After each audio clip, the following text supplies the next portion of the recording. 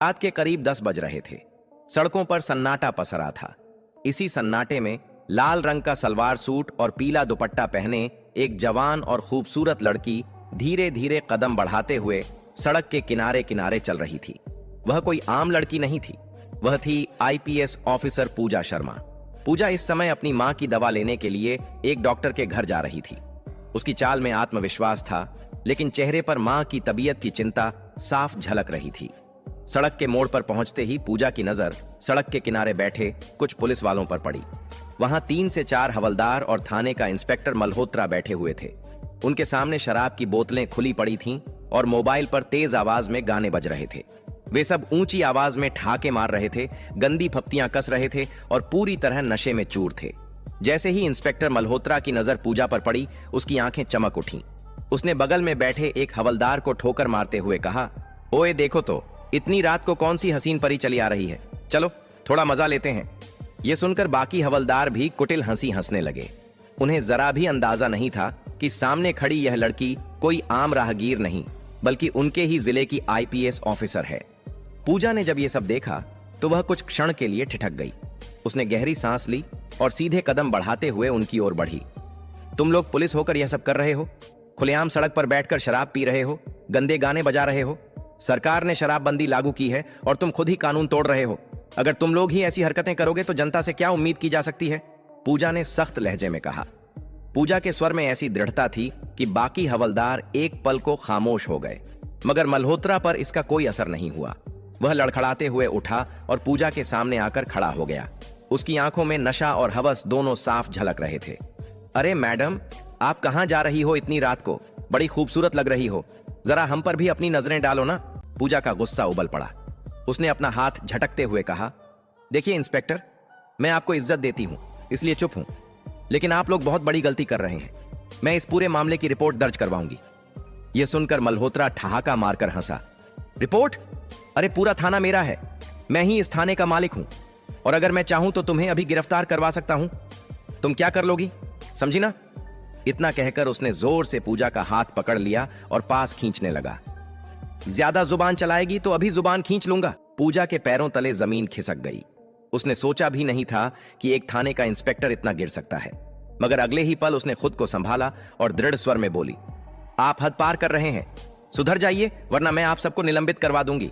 मुझे कमजोर मत समझिए, आप लोगों को पता नहीं कि मैं कौन हूं, इसलिए मुझे टक्कर मत दीजिए। मगर मल्होत्रा ने उसकी बातों पर जरा भी गौर नहीं किया। उल्टा उसने पूजा को और कसकर अपनी बाहों में खींच लिया। तुम हमें सस्पेंड करवा सकती हो? तुम अपने आप को समझ क्या रही हो? मल्होत्रा ने झर उगलते हुए कहा। बस, पूजा का धैर्य जवाब दे गया। उसने पूरे जोर से मल्होत्रा के गाल पर एक जोरदार थप्पड़ जड़ दिया। थप्पड़ इतना भारी था कि मल्होत्रा लड़खड़ा गया। गुस्से में तिलमिलाते हुए उसने पास पड़ी शराब की बोतल उठाई और पूरी ताकत से पूजा के हाथ पर दे मारी। बोतल के टुकड़े पूजा के हाथ में धंस गए। खून बहने लगा। दर्द के मारे उसकी सांसें तेज हो गईं। मगर मल्होत्रा वहीं नहीं रुका। उसने पूजा को धक्का देकर पास खड़ी मोटरसाइकिल के किनारे पटक दिया। पूजा दर्द से कराह उठी। उसके दिमाग में सिर्फ एक बात घूम रही थी, अगर मैंने अभी कदम पीछे खींचे तो ये दरिंदे और आगे बढ़ेंगे। वह जमीन पर गिरते हुए भी संभली। आंखों में गुस्से और इरादों की आग लिए उसने अपने फोन की तरफ हाथ बढ़ाया, मगर तभी मल्होत्रा ने उसका फोन झटक कर फेंक दिया। अब माहौल और खतरनाक हो चुका था। बाकी हवलदार भी खड़े हो गए और घेराव करने लगे। पूजा समझ गई कि अब यह मामला सिर्फ बहस का नहीं, जान की बाजी का हो सकता है। रात की उस घटना के बाद पूजा शर्मा का पूरा शरीर दर्द से कराह रहा था। हाथ से खून अब भी रुक रुक कर बह रहा था, लेकिन उसके मन में गुस्सा और आक्रोश किसी भी दर्द से ज्यादा तेज था। वह बमुश्किल खुद को संभालते हुए तेजी से वहां से भागी और सीधा अपने घर पहुंची। दरवाजा बंद करते ही वह बिस्तर पर बैठ गई। उसके कानों में अब भी मल्होत्रा की गंदी बातें गूंज रही थीं। हमारे जिले के थाने में ऐसी हरकतें हो रही हैं और कोई आवाज तक नहीं उठाता। ना जाने ये लोग कितनी लड़कियों को इस तरह परेशान करते होंगे। पब्लिक अगर शराब पी ले तो उसे पीट पीट कर लॉकअप में डाल दिया जाता है, लेकिन जब पुलिस वाले खुद नशे में सड़क पर दरिंदों की तरह घूम रहे हों तो उन्हें कौन रोकेगा? लेकिन नहीं, अब मैं चुप नहीं रहूंगी। इन लोगों को सबक सिखाकर रहूंगी। पूजा की आंखों में दृढ़ता झलक रही थी। उसने मन ही मन कसम खाई, इन्हें सस्पेंड करवा कर रहूंगी। हर उस लड़की को इंसाफ दिलाऊंगी जो इनकी दरिंदगी का शिकार हुई होगी। सुबह होते ही उसने अपना एक प्लान बनाया। उसने अपने बचपन की सहेली रेशमा को फोन लगाया। रेशमा से उसकी गहरी दोस्ती थी और वह पूजा की बात मानने में कभी पीछे नहीं रहती थी। पूजा ने पूरी घटना और अपने प्लान के बारे में रेशमा को विस्तार से बताया। रेशमा ने बिना एक पल गंवाए उसकी मदद के लिए हां कर दी। अगली रात योजना के मुताबिक रेशमा को बिल्कुल साधारण लड़की की तरह तैयार किया गया। साधारण सलवार सूट पहनकर वह धीरे धीरे सड़क के उसी रास्ते पर चलने लगी जहां पिछली रात मल्होत्रा और उसके हवलदार शराब पी रहे थे। पूजा भी वहां मौजूद थी, लेकिन इस बार वह दूर एक पेड़ के पीछे छिपकर खड़ी थी। उसके हाथ में मोबाइल था जो रिकॉर्डिंग मोड में चल रहा था। जैसा अंदाजा था वैसा ही हुआ। सड़क किनारे वही दृश्य दोबारा था। इंस्पेक्टर मल्होत्रा और उसके हवलदार शराब की बोतलें खोले बैठे थे, गंदे गाने बजा रहे थे और बेहुदा हंसी उड़ा रहे थे। एक हवलदार ने रेशमा को देखा और मल्होत्रा से कहा, सर देखिए, आज फिर एक लड़की सड़क से जा रही है। मल्होत्रा ने आंखें तरेरी और मुस्कुराया। ओह, लगता है आज किस्मत हमारे साथ है। चलो, आज इसे नहीं छोड़ेंगे, मजा लेंगे। वे सब उठकर रेशमा के पास पहुंचे। रेशमा घबराई सी खड़ी हो गई। मल्होत्रा नशे में लड़खड़ाता हुआ उसके करीब आया और गंदी मुस्कान के साथ बोला, क्या बात है मैडम, नाम क्या है तुम्हारा? इतनी रात को कहां निकल पड़ी हो? चलो, थोड़ा हमारे ऊपर भी ध्यान दो, तुम्हारे चेहरे ने तो हमें दीवाना कर दिया। तभी एक हवलदार ने उसका हाथ पकड़ लिया और जबरदस्ती खींचने लगा। रेशमा जोर से चीखी और हाथ छुड़ाने लगी। इधर दूर खड़ी पूजा सब कुछ अपने मोबाइल में रिकॉर्ड कर रही थी। उसकी उंगलियां मोबाइल को कसकर पकड़े थीं ताकि कोई सबूत छूट न जाए। जब हद पार होने लगी तो रेशमा ने प्लान के मुताबिक इंस्पेक्टर का हाथ जोर से काट लिया और झटके से छुड़ाकर भाग निकली। मल्होत्रा गुस्से में चीखा, अरे पकड़ो इसे! मगर नशे में धुत होने के कारण कोई भी उसके पीछे तेजी से भाग नहीं पाया। रेशमा भागते हुए सीधा पूजा के पास पहुंची। दोनों तेजी से वहां से निकली और अपने अपने घर चली गईं। अब पूजा के पास मल्होत्रा और उसके हवलदारों के खिलाफ एक ठोस सबूत था, लेकिन वह जानती थी कि केवल एक सबूत से मामला इतना बड़ा इंस्पेक्टर नहीं झुकेगा। उसे और सबूत चाहिए थे ताकि साबित हो सके कि यह लोग सिर्फ नशे में हरकतें नहीं करते, बल्कि बार बार ऐसी घिनौनी हरकतों को अंजाम देते हैं। पूजा ने सोचा, अगर मुझे इन्हें गिराना है तो इनके हर अपराध का पूरा सबूत चाहिए। मैं पीछे नहीं हटूंगी। दूसरी तरफ इंस्पेक्टर मल्होत्रा और उसके हवलदार बेखबर थे। उन्हें जरा भी अंदाजा नहीं था कि उनके खिलाफ एक बहुत बड़ा जाल बिछ चुका है। आने वाले दिनों में उनकी जिंदगी का सबसे बड़ा तूफान उन पर टूटने वाला था, और यह तूफान खुद उनकी ही करतूतों से पैदा हुआ था। रात का सन्नाटा फिर से लौट आया था। वही जगह, वही सड़क, वही हवाएं, लेकिन इस बार पूजा शर्मा का इरादा और भी मजबूत था। वह जान चुकी थी कि सिर्फ एक दो सबूत से इंस्पेक्टर मल्होत्रा जैसे दरिंदे को गिराना आसान नहीं होगा। उसे ऐसा सबूत चाहिए था जो न सिर्फ अदालत में काम आए बल्कि पूरी पब्लिक को हिला दे। तीसरी रात लाल रंग की हल्की साड़ी पहने, बालों को दुपट्टे से ढके हुए, हाथ में मोबाइल कसकर पकड़े पूजा शर्मा चुपचाप उसी सड़क की ओर बढ़ी। वह जगह अब उसके लिए डर का प्रतीक नहीं बल्कि मिशन का मैदान बन चुकी थी। दूर से ही उसने देखा, वही दृश्य था। इंस्पेक्टर मल्होत्रा और उसके हवलदार सड़क किनारे बनी टूटी फूटी झोपड़ी के पास शराब की बोतलें खोले बैठे थे। मोबाइल पर गाने बज रहे थे और उनके बीच बेहुदा हंसी मजाक जारी था। पूजा ने गहरी सांस ली और झाड़ियों के पीछे छिपते हुए मोबाइल का कैमरा ऑन किया। वीडियो रिकॉर्डिंग शुरू हो गई। करीब 2 मिनट तक उसने हर चीज कैद की, बोतलें, हंसी, गालियां और इंस्पेक्टर मल्होत्रा का शराब में चूर गिरा हुआ चेहरा। जब उसे लगा कि सबूत पर्याप्त है तो वह तुरंत घर लौट आई। घर पहुंचकर उसने मोबाइल को अपने सामने रखा और उस वीडियो को कई बार देखा। हर बार उसका गुस्सा और बढ़ता जा रहा था। ये लोग पुलिस की वर्दी में दाग हैं, इन्हें बचाने वाला कोई नहीं होगा। अब ये सबूत इन्हें बर्बाद कर देगा, उसने खुद से कहा। लेकिन पूजा को पता था कि सिर्फ वीडियो रिकॉर्डिंग से मामला नहीं बनेगा। मल्होत्रा के रसूख बड़े थे। थाने के कई लोग उसके इशारों पर चलते थे। उसे सस्पेंड कराने के लिए सिर्फ सबूत ही नहीं, पब्लिक सपोर्ट और बड़े अफसरों की मदद भी चाहिए थी। अगले दिन सुबह पूजा ने अपने पड़ोस की कुछ भरोसेमंद महिलाओं और बुजुर्गों को घर बुलाया। उसने उन्हें वीडियो दिखाया। वीडियो देखकर सबका खून खौल उठा। एक बुजुर्ग बोले, मैडम, अगर हमारे जिले के पुलिस वाले ऐसे काम करेंगे तो जनता कहां जाएगी? आप बिल्कुल सही कर रही हैं, हम गवाही देने को तैयार हैं। दूसरी ओर एक महिला ने कहा, मैडम, आप जैसे लोग ही हमारी उम्मीद हैं, आप जो कहेंगी हम करेंगे। पूजा के चेहरे पर हल्की मुस्कान आई। उसे समझ आ गया कि पब्लिक सपोर्ट मिल चुका है। अब बारी थी अगला कदम बढ़ाने की, बड़े अफसरों तक पहुंच। पूजा जानती थी कि मल्होत्रा को सीधे पकड़वाना आसान नहीं।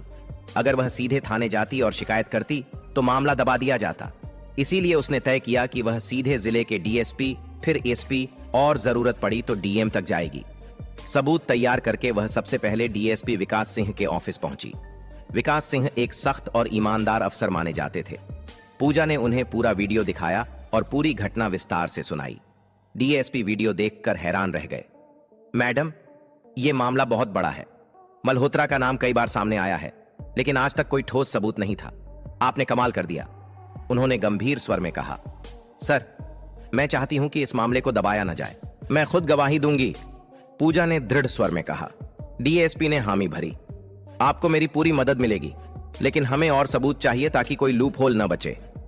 यह सुनकर पूजा ने अपने अगले कदम के बारे में बताया। सर, मैं एक और रिकॉर्डिंग करूंगी, इस बार ऑडियो भी। साथ ही कुछ स्थानीय लोगों को साथ लेकर स्टिंग करूंगी ताकि कोर्ट में मामला टिक सके। डीएसपी ने उसकी योजना पर सहमति जताई और कहा, आपको सुरक्षा भी दी जाएगी, और हां, मामले को मैं खुद ईएसपी साहब तक पहुंचाऊंगा। उस रात पूजा ने एक और योजना बनाई। इस बार उसने पड़ोस के 2 भरोसेमंद लड़कों और एक महिला को अपने साथ लिया। उन्होंने तय किया कि महिला सामान्य राहगीर बनकर वहां से गुजरेगी और बाकी 2 लड़के थोड़ी दूरी पर खड़े रहेंगे। पूजा खुद कैमरे के साथ तैयार रही। जैसा अंदाजा था, मल्होत्रा और उसके हवलदार फिर वहीं हरकत करते दिखे। उन्होंने उस महिला को रोकने की कोशिश की, गंदी बातें की और हाथ पकड़ने की कोशिश भी की। सब कुछ कैमरे में रिकॉर्ड हो गया। इस बार पूजा के पास वीडियो प्लस ऑडियो दोनों सबूत थे। अगली सुबह पूजा सीधे एसपी संदीप चौहान के पास पहुंची। उसने सारे सबूत और पब्लिक गवाहों की सूची दिखाई। एसपी ने वीडियो देखते ही टेबल पर हाथ मारा। ये लोग पुलिस कहलाने के लायक नहीं हैं। मैडम, आपने बहुत हिम्मत दिखाई। मैं इसे तुरंत डीएम मैडम तक पहुंचाता हूं। उसके बाद पूजा और एसपी खुद डीएम श्रुति वर्मा के ऑफिस पहुंचे। श्रुति वर्मा अपने कड़े फैसलों के लिए जानी जाती थीं। उन्होंने वीडियो देखा और कड़क आवाज में कहा, यह शर्मनाक है। ऐसे लोग पुलिस की वर्दी पर कलंक हैं। मैडम, मैं आपके साथ हूं। डीएम ने तुरंत आदेश दिया कि पूरे मामले की जांच के लिए एक स्पेशल टीम बनाई जाए। साथ ही मल्होत्रा और उसके हवलदारों को तुरंत ड्यूटी से निलंबित करने का प्रस्ताव तैयार किया जाए। पूजा की मेहनत रंग ला रही थी। मल्होत्रा और उसके आदमी अभी भी अनजान थे कि उनकी गिनती की घड़ियां शुरू हो चुकी हैं। पूजा ने पब्लिक गवाहों से लिखित बयान लिए और सभी सबूत एक फाइल में इकट्ठा कर दिए। डीएम ने अगले ही दिन प्रेस कॉन्फ्रेंस बुलाने का आदेश दिया। अगली सुबह शहर में हलचल मच चुकी थी। पूजा शर्मा ने जैसे ही डीएम के आदेश पर सारे सबूत सौंपे, मामला रफ्तार पकड़ गया। डीएम श्रुति वर्मा ने उसी दिन सुबह जिले के सबसे बड़े कॉन्फ्रेंस हॉल में प्रेस मीटिंग बुलाई। खबर फैलते ही मीडिया, पब्लिक और तमाम पुलिस अधिकारी वहां जुट गए। पूजा ने अपने हाथ में वह फाइल कसकर पकड़ी हुई थी जिसमें पिछले 3 दिनों में जुटाए गए सारे वीडियो, ऑडियो रिकॉर्डिंग्स और पब्लिक के लिखित बयान थे। यह फाइल अब इंस्पेक्टर मल्होत्रा और उसके साथियों के करियर को खत्म करने वाली थी। डीएम श्रुति वर्मा हॉल में पहुंची। उनका चेहरा कठोर था और आवाज में गुस्सा साफ झलक रहा था। हम सब यहां इसलिए जुटे हैं क्योंकि हमारी पुलिस फोर्स में कुछ ऐसे लोग हैं जो वर्दी का नहीं बल्कि दरिंदगी का काम कर रहे हैं। आईपीएस पूजा शर्मा ने अपनी जान पर खेलकर इन गुनहगारों का चेहरा बेनकाब किया है। आज ये वीडियो जनता और मीडिया के सामने पेश होंगे। पूजा आगे बढ़ी। उन्होंने माइक उठाया और सबको संबोधित किया। 3 दिन पहले मैंने देखा कि हमारे ही जिले के थाने में तैनात इंस्पेक्टर मल्होत्रा और उसके हवलदार खुलेआम शराब पी रहे थे, महिलाओं को परेशान कर रहे थे। मैंने उन्हें रोकने की कोशिश की, लेकिन उन्होंने मुझ पर हाथ उठाया। यही नहीं, उन्होंने मेरे साथ बदसलूकी की। अगर मैं चुप रहती तो ये दरिंदे और कितनी लड़कियों को शिकार बनाते पता नहीं। इसलिए मैंने उनके खिलाफ सबूत इकट्ठा किए। इसके बाद उन्होंने वीडियो मीडिया और जनता के सामने चला दिए। स्क्रीन पर मल्होत्रा और हवलदारों का नशे में धुत होकर सड़क पर महिलाओं को परेशान करना, गंदी बातें करना और शराब पीना साफ दिख रहा था। वीडियो देखते ही हॉल में बैठे लोग भड़क उठे। मीडिया के कैमरे लगातार फ्लैश कर रहे थे। लोग चिल्ला रहे थे, सस्पेंड करो इन्हें, जेल भेजो। डीएम ने हाथ उठाकर सबको शांत किया और कहा, इन अपराधियों के खिलाफ कड़ी कार्रवाई होगी। इसी बीच मल्होत्रा और उसके हवलदारों को जैसे ही खबर मिली कि उनके खिलाफ सबूत के साथ डीएम और मीडिया के सामने खुलासा हो चुका है, थाने में हड़कंप मच गया। मल्होत्रा गुस्से और डर से बौखलाया हुआ चिल्लाया, ये सब उस पूजा शर्मा की साजिश है। तुम्हारे खिलाफ सबूत पुख्ता है। तुमने कानून और पुलिस वर्दी दोनों का अपमान किया है। डीएम मैडम के आदेश पर तुम्हें और तुम्हारे सभी साथी हवलदारों को तुरंत निलंबित किया जाता है। जांच के बाद तुम्हारे खिलाफ मुकदमा भी दर्ज होगा। यह सुनते ही मल्होत्रा के चेहरे का रंग उड़ गया। पूजा भी वहां मौजूद थी। जब मल्होत्रा की नजर उस पर पड़ी तो वह गुस्से से बड़बड़ाया, तुमने मुझे बर्बाद कर दिया। पूजा ने शांत लेकिन सख्त आवाज में कहा, नहीं मल्होत्रा, तुमने खुद को बर्बाद किया है, कानून से ऊपर कोई नहीं। एसपी ने आदेश दिया, हथकड़ी लगाओ। मल्होत्रा और उसके हवलदारों के हाथों में हथकड़ियां डाली गईं। थाने के बाकी पुलिसकर्मी यह सब देखकर शर्म से सिर झुका ली। उस दिन के बाद से थाने में बहुत सारी सुधार हुई। अब सारे पुलिसकर्मियों को समझ आ चुका था कि यह वर्दी किस लिए बनी है और इसका काम क्या है। उस दिन के बाद सब कोई सुधर गए और सिर्फ थाना ही नहीं, पूरा शहर बदल गया।